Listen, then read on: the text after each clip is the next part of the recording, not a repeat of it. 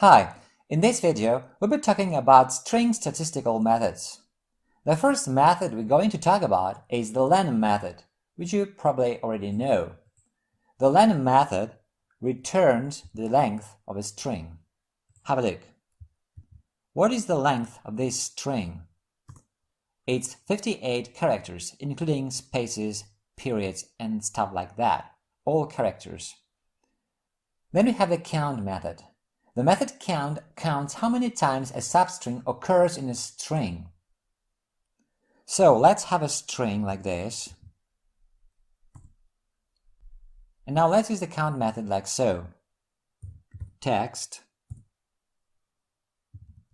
count, let's say RE. So here the method takes one parameter, which is a substring, which should be found in this string.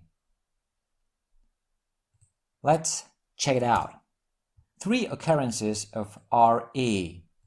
Let's say we have RE here, 1, here, 2, and here, 3. Okay. Now, the method count may also take a second optional parameter and a third optional parameter. They are the start and past indices between which the substring is searched. So, for example, let's use it with a second parameter like so. RE, and let's say 10. So how many times does, let's say E to make it shorter, how many times does the letter E occur from index 10 to the end? 6 times. Or something like this. Character equals E. And now text count.